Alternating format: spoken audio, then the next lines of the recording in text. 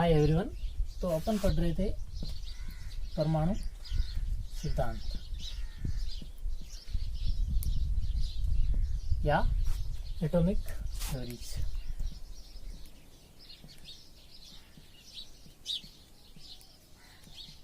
तो अपन ने इसमें सबसे पहले डाल्टन को पढ़ा, फिर जब डाल्टन वाला मॉडल फेल हुआ तो उसके बाद आए जे थॉमसन, अपन ने उनको पढ़ा। फिर जब थॉमसन ने कुछ कमियां छोड़ी तो उन कमियों को पूरा करने के लिए रदरफोर्ड ने एक प्रयोग किया था, स्वर्ण पत्ती वाला प्रयोग। तो अपन ने रदरफोर्ड वाला प्रयोग पढ़ा।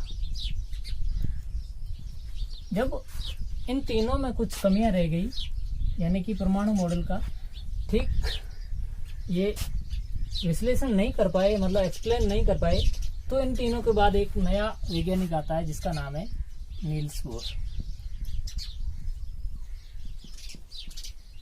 तो आज अपन पढ़ेंगे नील्स बोर की परिकल्पना, परमाणु सिद्धांत चौथा।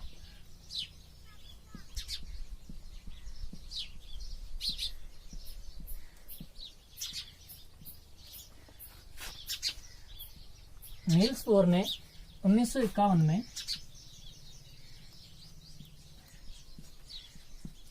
हाइड्रोजन परमाणु लिया। क्या लिया? हाइड्रोजन परमाणु। और उन्होंने हाइड्रोजन परमाणु के आधार पर परमाणु सिद्धांत को समझाने की कोशिश की, और उन्होंने हाइड्रोजन परमाणु के साथ साथ इसकी जो स्पेक्ट्रम रेखाएं थी उनको भी समझाया था। तो सबसे पहले नील्स बोर की जो अपन परिकल्पना है वो पढ़ते हैं। तो इन्होंने क्या बोला कि जो परमाणु होता है उसके मध्य में एक नाभिक पाया जाता है। जैसे ये कोई परमाणु है तो इसके मध्य में एक नाभिक पाया जाएगा जो कि धनावेशित होता है। फिर इन्होंने बोला कि जो नाभिक होता है उसमें धनावेश किसके कारण होता है? प्रोटॉन के कारण होता है। यानी कि इनकी पहली परिकल्पना ये थी कि जो परमाणु है, परमाणु के मध्य नाभिक पाया जाएगा, और ये नाभिक होता है वो धनावेशित होता है, और ये धनावेश किसके कारण आता है? प्रोटॉन के कारण आता है।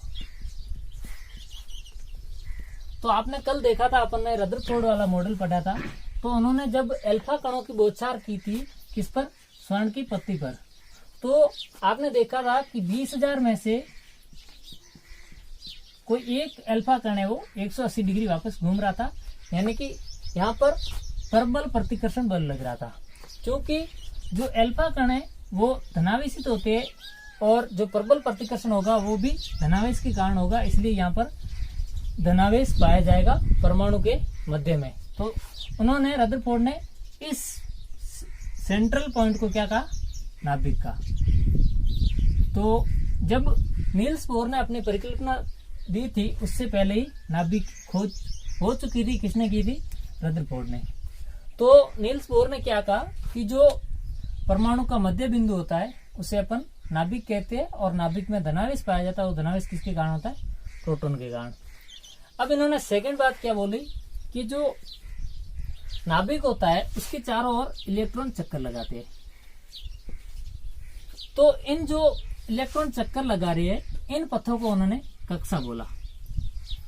कक्षा या कोश या ऊर्जा स्तर,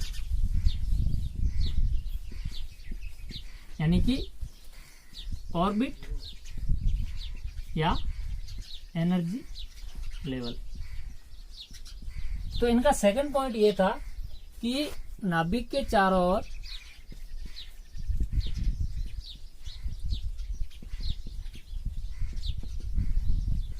इलेक्ट्रॉन चक्कर लगाते हैं।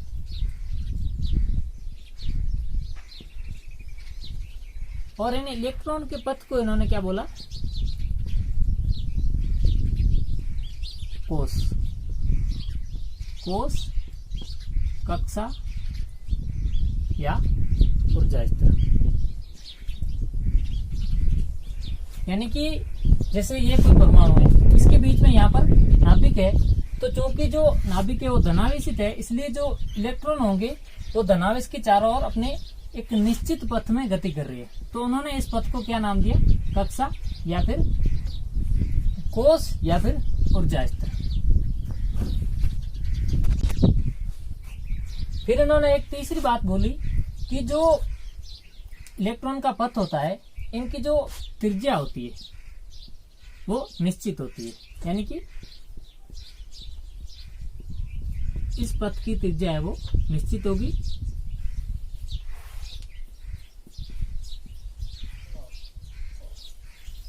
और इलेक्ट्रॉन की ऊर्जा है वो भी निश्चित होती है। फिर इसके बाद एक तीसरा पॉइंट दिया था इन्होंने कि जो इलेक्ट्रॉन का पथ होगा वो संकेंद्रित होगा।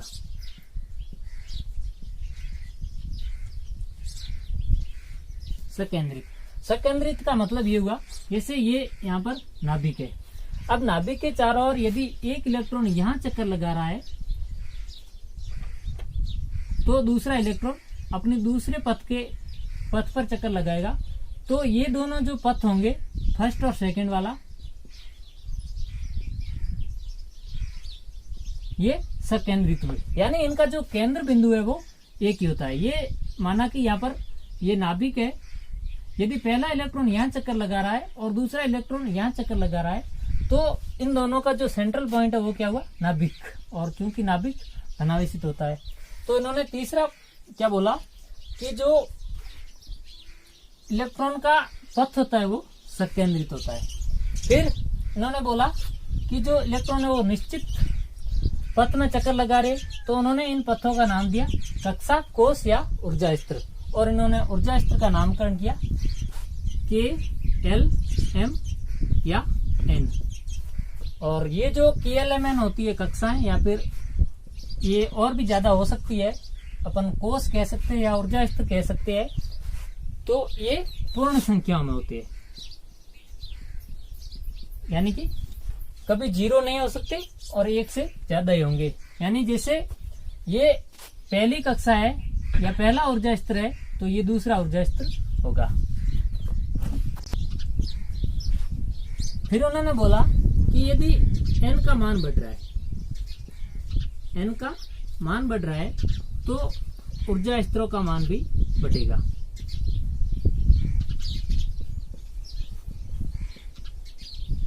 n के मान का मतलब क्या हुआ, यानी जैसे पहली कक्षा को अपन ने क्या नाम दिया, k दिया, तो दूसरी l हो गई, तीसरी m और चौथी n, ऐसे करके अनेक सारी कक्षाएं। यदि यहाँ पे पहली कक्षा ये है, अब जैसे जैसे अपन n का मान बढ़ा रहे हैं, यानी कि जो ऊर्जा स्तर है उनका मान बढ़ा रहे हैं, तो जो ऊर्जा स्तर मतलब इलेक्ट्रॉन का पथ होगा वो नाभिक से दूर होता चला जाएगा। यानी कि n का मान बढ़ने पर ऊर्जा का मान बढ़ेगा और जो इलेक्ट्रॉन का पथ है वो नाभिक से दूर होता जाएगा।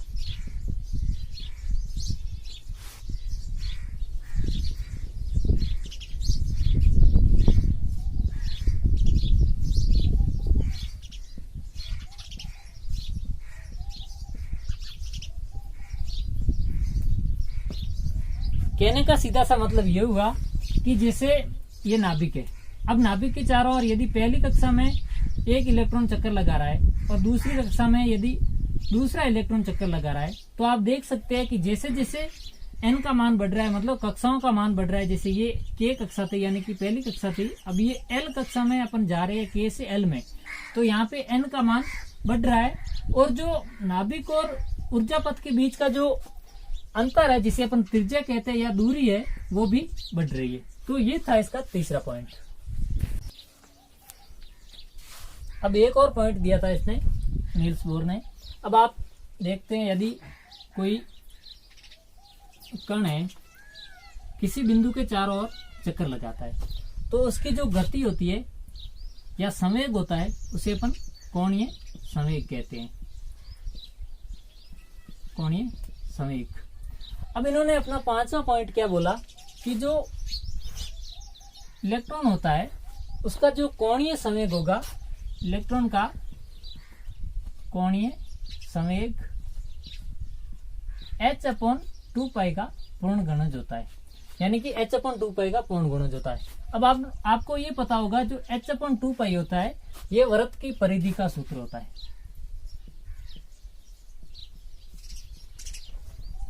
यदि अपन वृत्त की परिधि का क्षेत्रफल निकालना चाहे तो h/2π फॉर्मूले का यूज करते हैं। तो अब अपन जैसे यदि इलेक्ट्रॉन का कोणीय संवेग यानी कि एंगुलर मोमेंटम ज्ञात करना हो, तो चूंकि जो इलेक्ट्रॉन है वो वर्ताकार पथ पर गति कर रहा है, तो इसलिए इसका जो कोणीय संवेग ज्ञात करने के लिए अपन h/2π का यूज करते हैं। यानी कि इलेक्ट्रॉन का कोणीय संवेग होगा वो h/2π का पूर्ण गुणज होगा।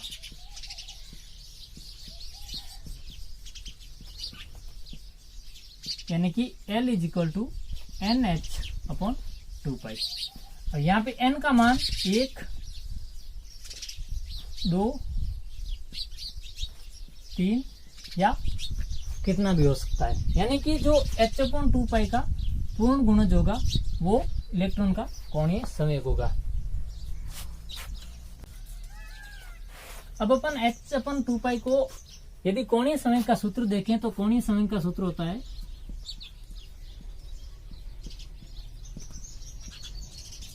MVR। MVR जो कोणीय संवेग है वो किसके बराबर है, NH/2π के बराबर। अब यहाँ पे देखते हैं जो V है वो इलेक्ट्रॉन का वेग है और जो M है वो इलेक्ट्रॉन का द्रव्यमान है। इलेक्ट्रॉन का द्रव्यमान और जो V है वो इलेक्ट्रॉन का वेग और जो H है वो प्लांक नियतांक या प्लांक कांस्टेंट और पाई का मान आपको पता है 3.14, या लिखो तो नहीं लिखो तो कोई फर्क नहीं पड़ता है।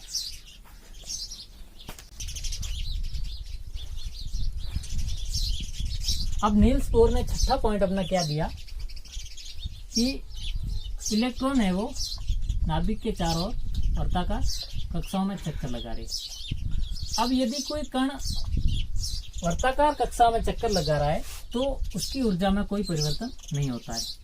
तो यही छठा पॉइंट था नील्स बोर का। क्या बोला कि इलेक्ट्रॉन वर्ताकार पथ में चक्कर लगा रहा है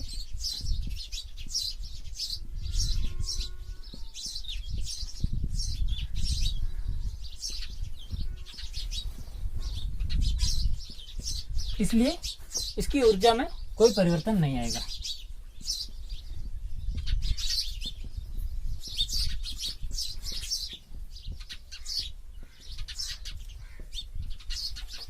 मतलब जैसे यहाँ पे ये नाभिक के चारों ओर यदि इलेक्ट्रॉन चक्कर लगा रहा है अपने ही पथ पर, वर्ताकार पथ पर, तो इसकी ऊर्जा में कोई परिवर्तन नहीं होगा।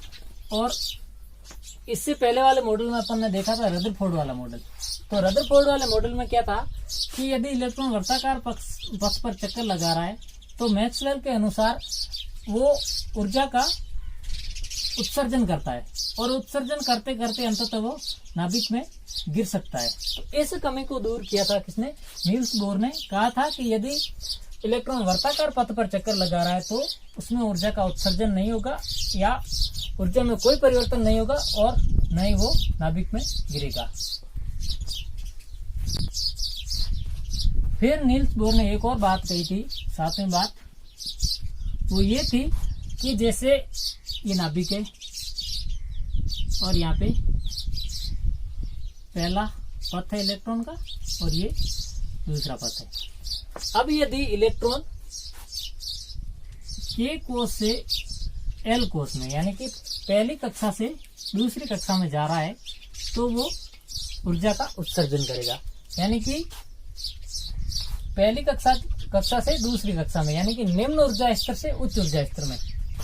तो देखते हैं आप पहली जो कक्षा है उसकी ऊर्जा कम है दूसरे की तुलना में, तो इसको अपन कह सकते हैं कि निम्न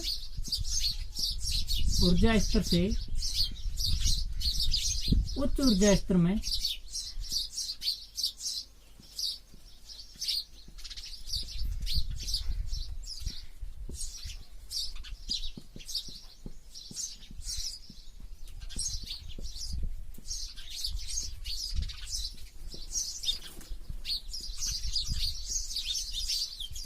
यानी इलेक्ट्रॉन यदि निम्न ऊर्जा स्तर से उच्च ऊर्जा स्तर में जा रहा है तो वहां पे ऊर्जा का उत्सर्जन होगा, और वो जो स्पेक्ट्रम प्राप्त होगा उसे अपन उत्सर्जन स्पेक्ट्रम कहते हैं। और यदि इलेक्ट्रॉन है जो ऊर्जा ग्रहण करके, यानी ये निम्न ऊर्जा स्तर है, ये उच्च ऊर्जा स्तर है, सॉरी, यहाँ पे यदि निम्न ऊर्जा स्तर से उच्च ऊर्जा स्तर में जा रहा है तो ऊर्जा को ग्रहण करेगा। यानी कि आप देख सकते हैं इसकी ऊर्जा कम है, इसकी ऊर्जा ज्यादा है। यदि कम से अपन को ज्यादा में जाना है तो ऊर्जा लेनी पड़ेगी, ग्रहण करनी पड़ेगी। इसलिए ये यहाँ पे निम्न ऊर्जा स्तर से यदि उच्च ऊर्जा स्तर में इलेक्ट्रॉन जा रहा है तो ऊर्जा का अवशोषण करेगा,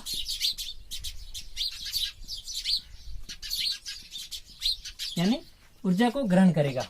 और यदि उच्च ऊर्जा स्तर से निम्न ऊर्जा स्तर में आ रहा है,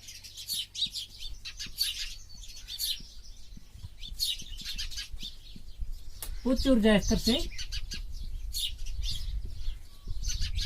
निम्न ऊर्जा स्तर में आ रहा है तो इलेक्ट्रॉन है जो ऊर्जा का उत्सर्जन करेगा, और इससे जो अपन को स्पेक्ट्रम प्राप्त होगा उसे उत्सर्जन स्पेक्ट्रम कहते हैं। तो यहाँ पे आप देख सकते हैं कि जो इसने पहली क्या बात बोली थी, हाइड्रोजन एटम के बारे में बताया था, उसके बाद में उसने स्पेक्ट्रम की अवधारणा दी थी, जो यहाँ पे सिद्ध हो गई है। कैसे कि यदि कोई इलेक्ट्रॉन है वो यदि निम्न ऊर्जा स्तर से उच्च ऊर्जा स्तर में जा रहा है तो ऊर्जा का ग्रहण करेगा। यानी जैसे ये इसकी ऊर्जा कम है, इसकी ऊर्जा ज्यादा है। यदि किसी इलेक्ट्रॉन को कम ऊर्जा स्तर से उच्च ऊर्जा स्तर में जाना है तो ऊर्जा लेनी पड़ेगी। तो इस प्रकार का जो स्पेक्ट्रा प्राप्त होता है उसे अवशोषण स्पेक्ट्रा कहते हैं। और यदि उच्च ऊर्जा स्तर से, जैसे हमें ये एम कोश है, यदि किसी इलेक्ट्रॉन को एम कोश से के कोश में आना है तो यहाँ पे आप देखते हैं कि इसकी ऊर्जा एल की तुलना में और के की तुलना में बहुत ज्यादा है। तो यहाँ पे ये इतनी कम ऊर्जा करेगा कि के तक पहुंच जाए, यानी कि यहाँ पे ये ऊर्जा का उत्सर्जन करेगा। तो ये थी नील्स बोर की परिकल्पनाएं कुछ। पहली क्या थी कि परमाणु के मध्य नाभिक होता है और ये धनावेशित होता है। क्यों? क्योंकि इसमें प्रोटॉन पाया जाता है। फिर दूसरी बात इसने बोली कि जो इलेक्ट्रॉन होते हैं नाभिक के चारों ओर वर्ताकार पथों में निश्चित त्रिज्या वाले पथों में गति करते हैं, जिसे कोश, कक्षा या फिर ऊर्जा स्तर कहते हैं। फिर इसने बोला कि जो वर्ताकार पथ होंगे वो संकेंद्रित रूप से व्यवस्थित होंगे, यानी कि एक ही केंद्र के चारों ओर होंगे। फिर उन्होंने बोला कि जैसे जैसे n का मान यानी कि कक्षाओं बढ़ती जाती है तो इनकी जो मध्य की दूरी है, कक्षा और नाभिक के बीच की दूरी है, वो भी बढ़ती जाती है। फिर इन्होंने एक और बात बोली थी जो कि इलेक्ट्रॉन का जो कोणीय संवेग होता है वो h/2π का पूर्ण गुणज होता है। फिर इसने छठी बात बोली कि जो इलेक्ट्रॉन है वो निश्चित वर्ताकार पथों में गति करता है। फिर सातवीं बात बोली कि यदि इलेक्ट्रॉन निम्न ऊर्जा स्तर से उच्च ऊर्जा स्तर में जा रहा है तो ऊर्जा को ग्रहण करेगा, और यदि उच्च ऊर्जा स्तर से निम्न ऊर्जा स्तर में जा रहा है तो ऊर्जा का उत्सर्जन करेगा, यानी ऊर्जा निकालेगा। तो ये थी नील्स बोर का मॉडल और इसकी कुछ परिकल्पनाएं। क्योंकि इतनी बहुत खूबियां होने के बाद भी इसमें कुछ कमियां रह गई तो अपन पढ़ते हैं अब नील्स बोर की कमियां या नील्स बोर परिकल्पना की कमियां।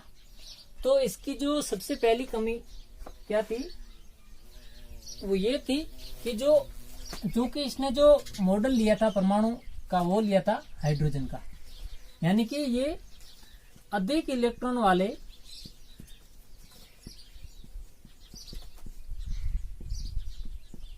परमाणु प्रतिरूप को या परमाणु मॉडल को नहीं समझा पाया। जैसे यहाँ पे जो हाइड्रोजन था उसमें कितने इलेक्ट्रॉन थे? एक था, तो इसको इसने आसानी से समझा लिया। लेकिन यदि इलेक्ट्रॉन की संख्या बढ़ती है तो उस परमाणु को नील्स बोर नहीं समझा पाया था। फिर दूसरी बात क्या थी? दूसरी बात ये थी कि नील्स बोर ने कहा था कि यदि इलेक्ट्रॉन उच्च ऊर्जा स्तर से निम्न ऊर्जा स्तर में जा रहा है तो ऊर्जा का उत्सर्जन करेगा, और यदि वो निम्न ऊर्जा स्तर से उच्च ऊर्जा स्तर में जा रहा है तो ऊर्जा का अवशोषण करेगा। तो इस अवशोषण और उत्सर्जन के दौरान जो स्पेक्ट्रा प्राप्त हो रहा था उसे इसने बोला था रेखिक, यानी कि जो स्पेक्ट्रा होगा उसमें एक ही रेखा प्राप्त होगी। लेकिन उच्च भेदन क्षमता वाले कुछ उपकरणों द्वारा ये पता लगाया गया कि जो इनके द्वारा प्राप्त होने वाले जो स्पेक्ट्रा है वो रेखिक नहीं होते हैं, और उनमें यानी कि रेखिक उपकरणों में रेखिक स्पेक्ट्रा में अनेक लाइंस पाई गई या फिर और दूसरी भी रेखाएं उसमें उपस्थित थी। यानी कि जैसे नील्स बोर ने माना कि जैसे ये हाइड्रोजन है, ठीक है, इसमें यदि उन्होंने स्पेक्ट्रा लिया उत्सर्जन का, जैसे उनके स्पेक्ट्रा में यदि एक लाइन आ रही थी, तो जब अपन किसी उच्च भेदन क्षमता वाले किसी दूसरे उपकरण में इसको देखें तो ये एक रेखिक न होकर इसमें अनेक सारी दूसरी भी स्पेक्ट्रम रेखाएं पाई जाती है, जिसे वाइब्रेशनल हो सकती है या रोटेशनल हो सकती है। तो ये सबसे बड़ी दूसरी कमी थी इसकी, नील्स बोर की। फिर तीसरी कमी क्या थी, वो थी कि परमाणुओं द्वारा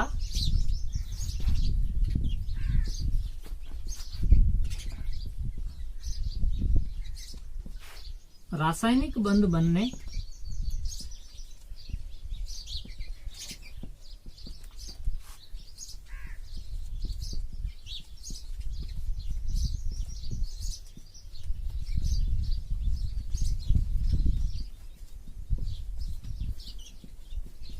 यानी कि जो नील्स बोर ने तीसरी कमी क्या थी, तीसरी कमी ये थी कि यदि दो परमाणु मिल रहे तो किसी एक अणु का निर्माण कर रहे हैं और इनके बीच रासायनिक बंध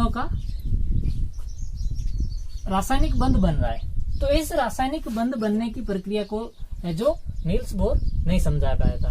तो ये तीन सबसे बड़ी कमियां थी नील्स बोर की। हालांकि इसकी जो खूबियां थी वो 7 बहुत अच्छी खूबियां थी, लेकिन कुछ और वैज्ञानिक आए, उन्होंने इस नील्स बोर को गलत साबित कर दिया और इन 3 कमियों के बारे में बताया। वीडियो देखने के लिए थैंक यू सो मच।